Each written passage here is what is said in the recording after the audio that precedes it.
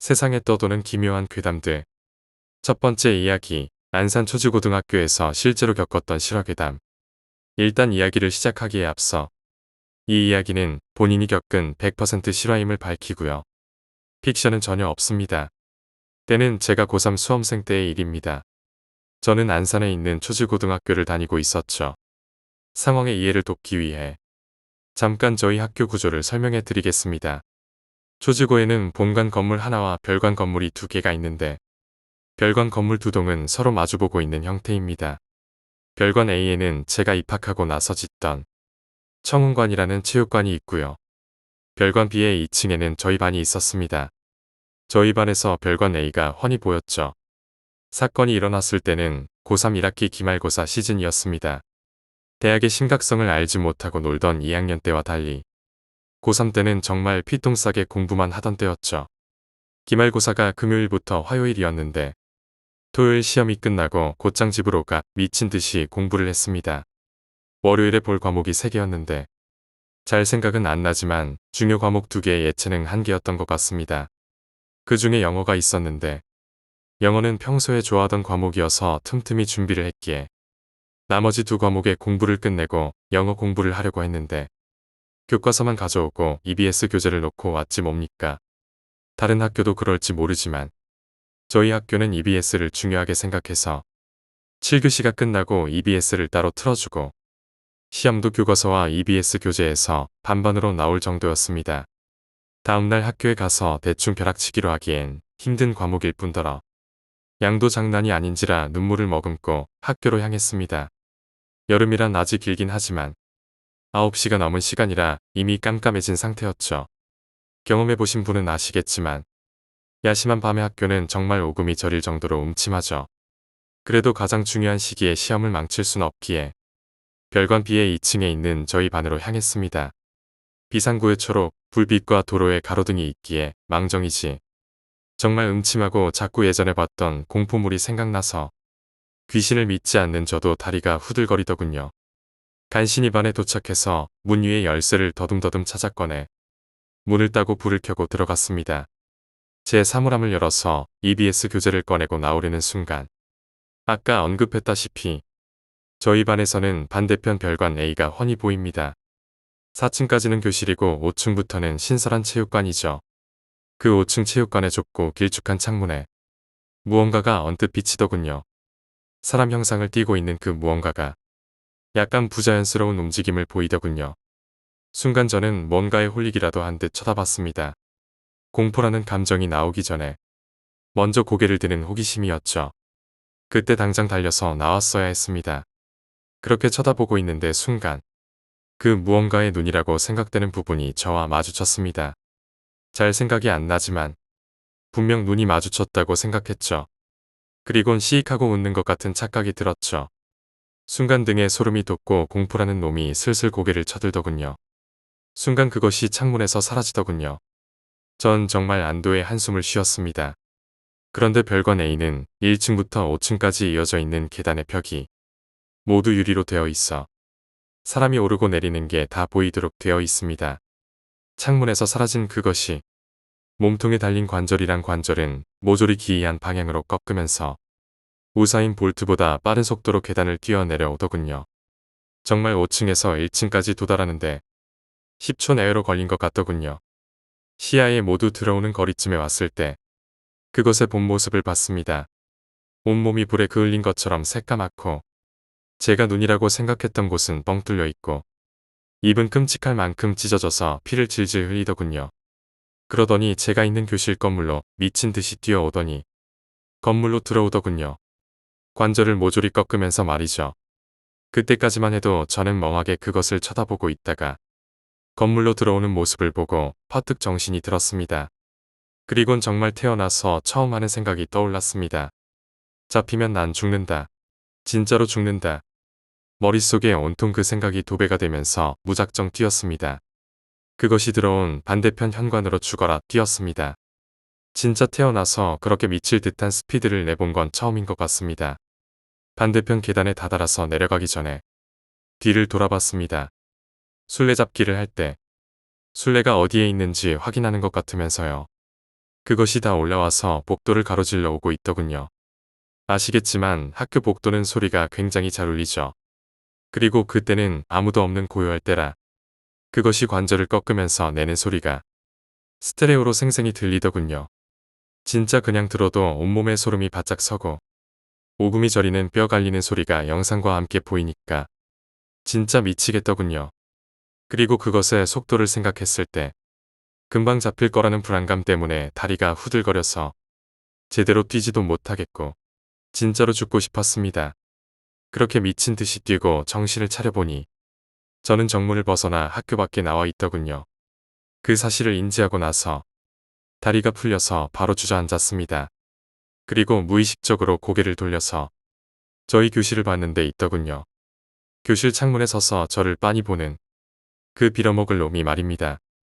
바로 벌떡 일어나서 집까지 전력 질주해서 도망갔습니다. 날도 더웠는데 미친 듯이 10분간 뛰니 집에 다다랐을 때는 이미 땀에 쩔어 있었습니다. 그 후 공부고 뭐고 다 때려치고 씻지도 못하고 방에 처박혀서 밤새 덜덜 떨었습니다. 난생 처음 겪어보는 미스테리한 일이라 공포는 배가 됐었죠. 그렇게 밤을 꼴딱 새고 나니까 시험 걱정이 되어서 아침 일찍 학교로 갔습니다. 벼락치기라도 해야 했기에 말입니다. 등교 시간보다 1시간 일찍 가니까 선생님도 없고 아직 등교하는 애들도 없어서 적막하더군요. 하긴 6시 반에 사람이 많을 리가 없지요. 자연스레 어제 일이 생각나면서 또 무섭더군요. 2층 복도에 다다라서 교실로 향하는데 교실 앞에 어제 제가 정신없이 도망치느라 떨어뜨린 EBS 교재가 보이더군요. 근데 가까이 가서 교재를 줍던 저는 정말 기절할 뻔했습니다. 교재에 한 손으로 잡은 듯한 핏자국이 남아있더군요. 선명하진 않았지만 누가 봐도 손자국이라고 생각할 만한 핏자국이 말입니다. 정말로 눈물을 질질 짤 뻔했습니다. 바로 그 자리에서 교재를 찢어버리고 저희 건물 옆에 있는 분리수거장에 버렸습니다. 그 후 영어 성적은 말 안 하셔도 아시겠죠. 그냥 말 그대로 망했습니다. 졸업할 때까지 야자를 하다가도 9시쯤이 되면 체육관 쪽은 아예 보지도 않았습니다. 지금은 잘 살고 있는데 저녁에 가끔 지나가다가 불이 다 꺼진 학교를 보면 그때의 공포가 되살아나네요. 혹시 못 믿으시는 분이 있으실 수 있으니 제가 경험한 100% 실화임을 다시 한번 말씀드립니다. 두 번째 이야기, 오래전 일본의 최대 살인사건. 오카야마현 츠야마시에서 북쪽으로 20km 떨어진 토토리현 경계 근처의 산촌에서 일본 범죄 사상 전대미문의 참극이 일어났다. 오카야마현 이시카모 마을과 카이오 부락, 그리고 이웃 사카모토 부락을 무대로 한 명의 청년이 불과 1시간 반 사이에 마을 사람 30명을 살해한 사건이었다. 니시카모 마을은 380가구, 인구 2000명. 카이오 부락은 23가구, 인구 111명. 사카모토 부락은 20가구, 인구 94명의 작은 마을이었다. 대부분이 영세 농민인 이 양쪽 부락 주민은 산전을 경작하거나 양잠이 주된 수입원이었다. 그러나 겨울 동안은 눈에 갇혀 지내게 되는데 남자는 대부분 객지로 나가 돈을 벌거나 술을 구우러 산에 들어가는 바람에 마을에는 노인과 부녀자만이 남는다. 일명 밤놀이라는 성적으로 방종한 구습이 현저하게 남은 지역이기도 했다. 1938년 5월 21일 새벽 1시 무렵 카이오 부락 779번지에서 농사를 짓는 토이 무츠오 씨는 할머니와 함께 자던 중 할머니가 눈을 뜨지 않도록 살그머니 일어나 발소리를 죽여 다락방으로 올라갔다.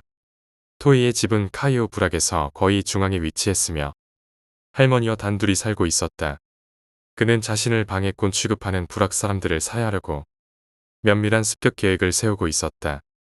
특히 자신과 육체 관계를 가졌으나 다른 사람에게 시집간 2명의 여성에 대해 격렬한 살의를 품고 있었다. 토이는 두 여성이 마을에 돌아오는 날을 알아내 그 날을 실행일로 결정했다. 그리고 그 날이 왔다. 사건 전날인 5월 20일 오후 4시 무렵 그는 자전거로 습격할 예정인 집들을 몇 번이나 왕복하면서 꼼꼼하게 조사했다. 오후 5시쯤에는 전봇대에 올라가 전선을 절단해 부락 전체를 깜깜하게 만들었다. 전등 회사에 수리를 부탁한 마을 사람은 없었다. 토이는 친한 친구에게 어차피 폐병으로 죽을 테니 굉장한 일을 저지르겠다고 토로하고 있었다. 다락방에 올라간 토이는 검정색 교복을 입고 다리에 군사훈련용 각반을 단단하게 감고 고무창 신발을 신었다. 머리에 감은 수건에는 2개의 소형 회중전등을 달았고 자전거용 램프를 목에 끈으로 매달고 다른 끈으로 몸통에 고정해 어두운 곳에서 상대를 비출 수 있도록 했다. 일본도 하나와 비수 2개를 왼쪽 허리춤에 끈으로 묶은 후 가죽의 벨트로 다시 맸다. 손에는 개조한 브라우닝 엽총을 들고 포켓에는 실탄 100발을 넣고 실탄 100발을 넣은 주머니를 왼쪽 어깨에 걸쳤다. 이 지방에서는 야간 찬렵을 할 때 회중전등 1개를 수건 등의 머리에 붙이는 풍습이 있었다. 그리고 토이가 애독한 잡지 소년클럽에는 총검을 단총을 든 일본군이 중국인을 찔러 죽이려는 만화가 실려 있었는데 이것을 흉내낸 것 같기도 하다. 5월 21일 밤에는 이슬비가 내렸지만 곧바로 그쳤고 가끔 구름 사이로 달이 보였다. 봄이었지만 쌀쌀한 밤이었다. 첫 번째 희생자. 오전 1시 40분쯤 토이는 다락방에서 내려와 난로 옆에서 푹 잠들어 있는 자신의 친할머니인 요네의 목을 장작패는 도끼로 절단했다. 두 번째 희생자. 가장 먼저 습격한 곳은 북쪽 이웃인 키시모토 카츠유키의 집이었다. 여기는 5인 가족이었지만 카츠유키는 군대에 입대해서 집에 없었다. 시골이라 문단속은 하지 않고 있었다. 몇 차례 밤놀이로 집안을 다 알고 있던 토이는 안쪽의 방으로 들어갔다. 토이는 과부인 카츠유키의 모친 츠키오와 육체 관계가 있었지만 최근 들어 거절당한 데다가 마을에 소문이 퍼졌기 때문에 강한 원한을 품고 있었다. 엽총을 사용하면 근처에 들린다고 생각한 그는 일본도를 소리 없이 뽑아서 숙면 중이던 츠키오의 목과 가슴을 찔렀다. 세 번째 희생자와 네 번째 희생자. 계속해서 어머니의 옆에서 자고 있던 남동생 요시오와 마모루를 일본도로 베어 살해했다. 여동생 미사는 일 때문에 다른 곳에 묵고 있었기 때문에 당장은 살해되는 것을 모면했지만 토이는 그녀가 누구의 집에 있는지 알고 있었다. 다섯 번째 희생자. 세 번째 집은 이시다 슈지의 집이었다. 이곳에는 4명이 있었는데 이곳도 열쇠를 잠그는 습관은 없었다. 토이는 이 집의 안주인인 토메와 몇 차례 육체 관계가 있었지만 토메는 몇 번이나 덤벼든 것을 거절했다고 마을 사람들에게 말했었다. 토이는 방에서 잠들어 있는 토메의 복부에 엽총을 대고 쏘아서 즉사시켰다. 여섯 번째 희생자와 일곱 번째 희생자, 그리고 여덟 번째 희생자. 옆방에서는 3명이 난로 옆에서 자고 있었다. 장녀 오토모 요시코와 주인 슈지, 아내의 여동생 치즈코였다. 요시코는 토이와 육체 관계가 있었지만 다른 집에 시집갔다. 그러나 감기로 앓고 있는 토메를 문병하러 요시코와 치즈코가 와 있었다. 토이는 그것을 알고 있었으며 이 날을 학살일로 선택한 이유 중 하나였다. 세 사람은 총성의 잠을 깼는데 근거리에서 엽총에 맞아 모두 즉사했다. 아홉 번째 희생자와 열 번째 희생자. 네 번째는 키시모토 타카시의 집이었다. 여기는 쌓인 가족이었다. 마찬가지로 문은 잠겨 있지 않았다. 앞문으로 침입한 토이는 이불 속에 잠들어 있던 주인 타카시와 임신 6개월이던 아내 니시다 토모에를 엽총으로 사살했다. 토모에는 5번째로 살해된 토메의 둘째 딸이었다. 11번째 희생자.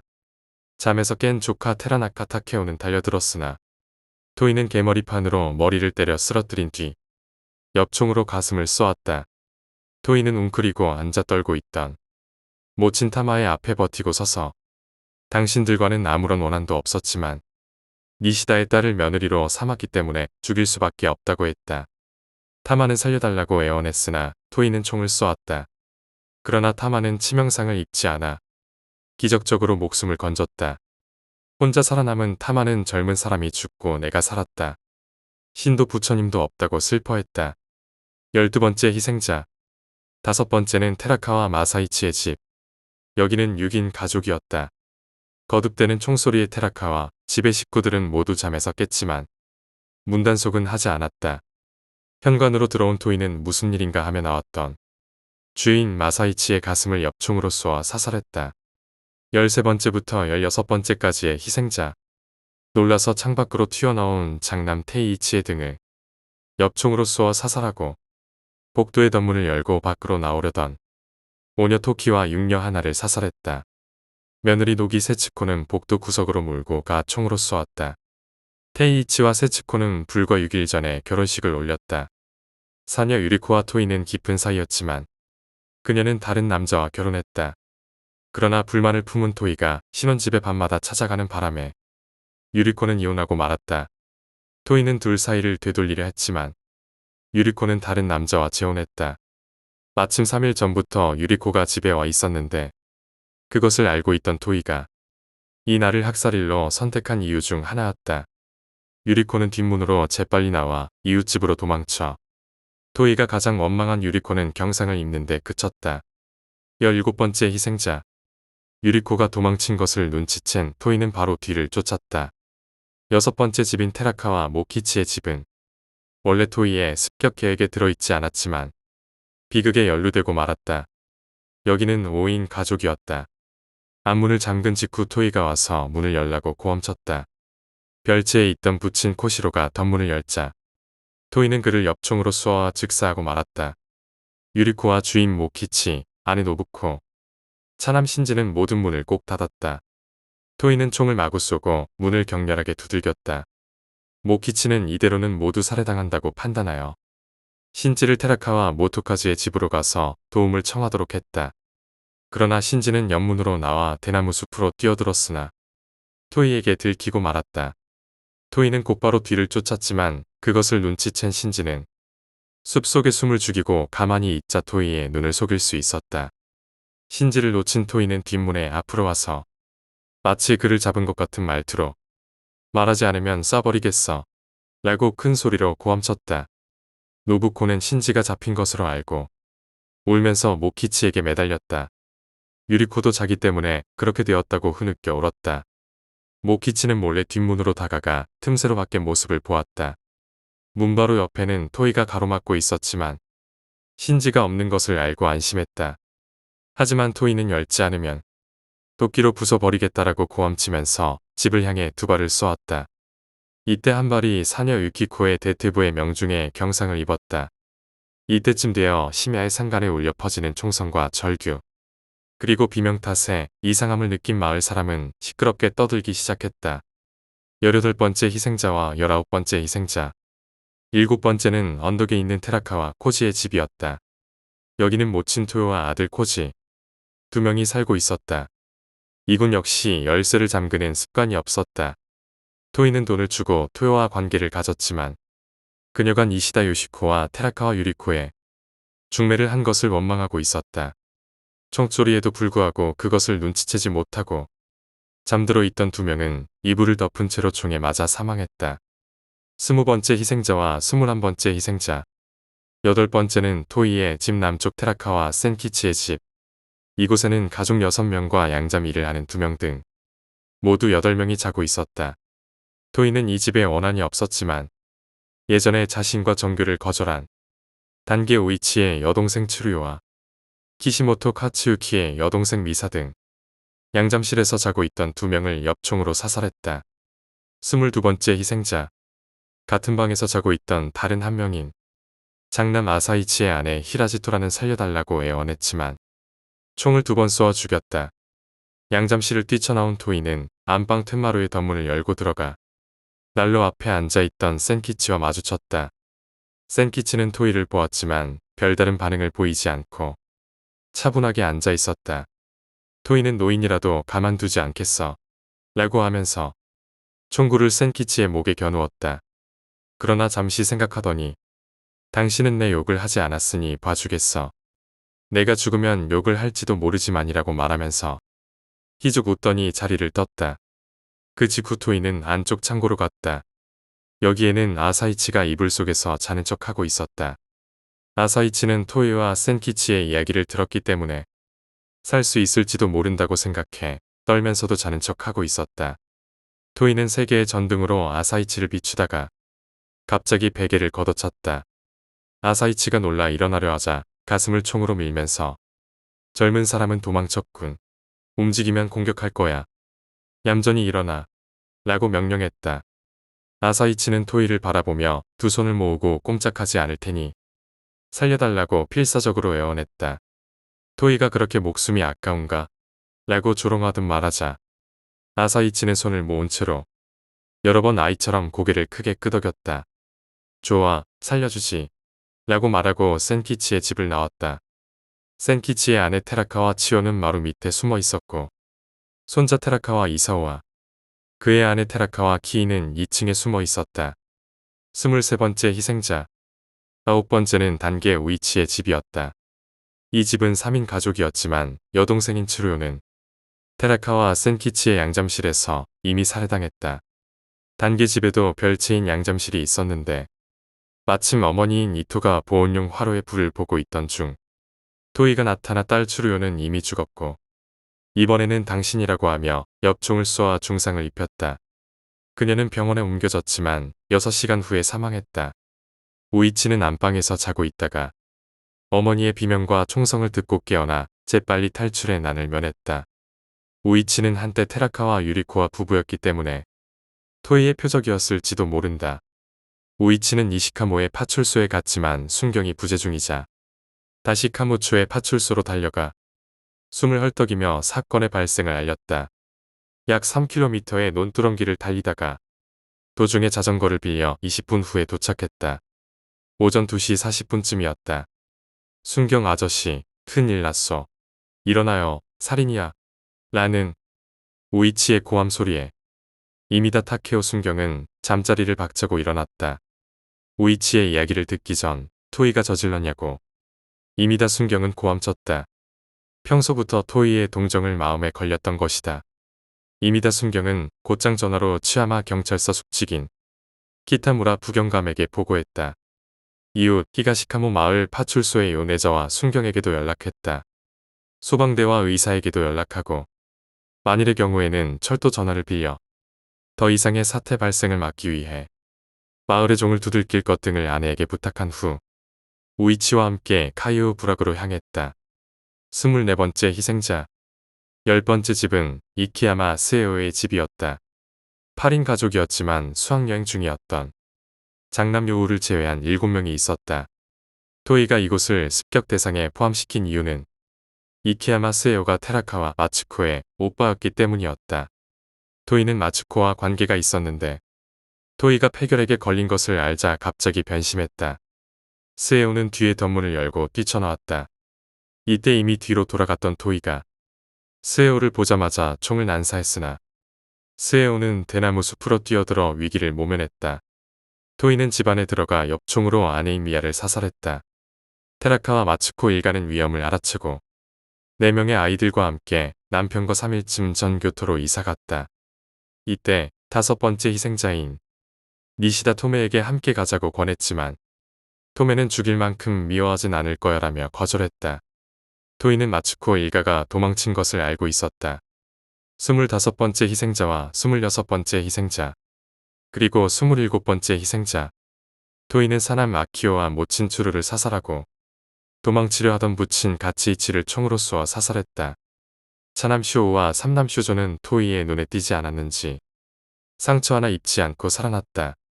28번째 희생자 11번째 집은 마을 제1의 부자인 테라카와 쿠라이치의 집이었다. 여기는 3명이 살고 있었다.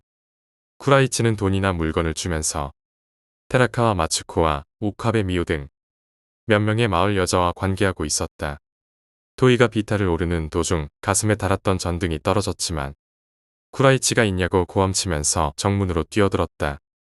아내 하마카 초를 들고 덧문을 열어 무슨 일이 일어났는지 앞을 바라보고 있는 중이었다. 전등 2개가 보이는 데라고 쿠라이치와 장남 스구루를 돌아보며 외치는 순간 토이의 엽총이 불을 뿜었다. 하마는 초를 들고 있던 오른손에 총을 맞았지만 아픔을 참고 서둘러 덧문을 닫은 후 쿠라이치와 함께 필사적으로 토이의 침입을 막았다. 토이는 다기는 덧문을 향해 엽총을 5발 난사 하마의 오른팔에 중상을 입혔다. 그것을 본 쿠라이치는 2층에 뛰어올라 창을 열고 도와달라고 소리쳤다. 언덕이었기 때문에 마을 사람 전원에게 이 소리가 들렸다고 한다. 토이는 쿠라이치에게도 발포했지만 총알은 1층의 지붕 기와를 깼을 뿐이었다. 쿠라이치는 당황해 방 안에 몸을 숨겼다. 토이는 쿠라이치를 단념하고 떠났다. 하마는 사간 후 병원에 옮겨졌지만 출혈이 심해 12시간 후 사망했다. 29번째 희생자와 30번째 희생자. 지금까지는 모두 카이오 부락에서 벌어졌지만 12번째 살인은 카이오 부락 북서쪽의 사카모토 부락에 있는 오카베 카즈오의 집이었다. 토이는 약 2km의 산길을 달려가 이곳에 왔다. 여기는 부부 2명이 살고 있었다. 아내 미오와 토이는 여러 번 관계를 가졌는데 남편 카즈오는 이를 막으려고 부심했다. 그리고 최근에는 미오까지 차갑게 대하고 있었다. 오카베의 집은 토이가 찾아오는 것을 경계하고 있었지만 문단속은 하고 있지 않았다. 혹은 테라카와 쿠라이치 때문에 미오가 자물쇠를 떼어 두었을지도 모른다. 카즈오는 토이를 쫓기 위해 최근 공기총을 구입했는데 토이가 들어왔을 때 맞서려 했으나 토이는 아내와 함께 사살당했다. 이렇게 해서 약 1시간 반에 걸친 참극은 끝났다. 피해자는 사망자 30명과 중상자 1명, 그리고 경상자 2명 등 합계 33명이었다. 오카베 집을 떠나 오전 3시쯤 타루이 부락타케다 마츠하루의 집에 나타난 토이는 마츠하루가 자고 있는 방에 들어갔다. 마츠하루는 토이를 보고 강도라고 생각했다고 한다. 토이는 할아버지, 떨지 말아요. 할아버지, 빨리 종이와 연필을 가져와요. 경찰차가 이 아래까지 나를 쫓아오고 있어. 라고 말했다. 마츠하루가 종이를 찾고 있자 토이는 함께 자고 있던 마츠하루의 손자에게 할아버지는 안 되겠다. 내 연필과 공책을 가져와. 라고 말했다. 손자가 연필과 공책을 주자 토이는 공책의 일부를 찢으며 나는 죄 없는 사람은 공격하지 않았다. 걱정하지 마. 공부 열심히 해. 라고 말하면서 서둘러 나갔다. 손자는 저 사람이 토이라고 말했다. 그런데 마츠하루는 처음으로 오카베 미오와 밀통에 소문이 있던 토이를 본 것이었다. 마츠하루는 토이가 유서를 쓸 생각으로 종이와 연필을 달라고 한 것을 알아챘지만 토이에게 아짱이라 불린 초등학교 5학년 아츠오는 그 의미를 알 수 없었다. 토이의 시체가 발견된 곳은 거기서 산으로 3.5km 들어간 산꼭대기였다. 옆에는 몸에 달았던 회중전등과 머리띠, 일본도 등이 가지런히 늘어 놓여 있었다. 신발도 벗어 제대로 가지런히 놓여 있었다. 검정색 학생복의 단추를 풀고 브라우닝 엽총을 손에 들어 셔츠 위에서 심장 쪽에 총구를 대었다. 양손으로 총신을 제대로 잡고 오른쪽 다리를 펴 엄지발가락을 방아쇠에 걸었다. 총성과 동시에 손에서 총이 1m 정도 날아갔으며 토이는 쓰러졌다. 즉사였다. 자살 현장에는 유서가 있고 자택에서도 2통의 유서가 발견되었다. 사망 추정 시각은 오전 5시경. 이 사건에는 하나의 기묘한 전설이 항상 따라다녔다. 중일 전쟁이 한창이던 시기에 벌어진 이 사건은 너무나 끔찍해 공표되지 않았던 것이다. 그러나 실제로는 라디오를 비롯한 전국의 매스컴에 빠짐없이 보도되었고 일본의 센세이션을 일으켰다.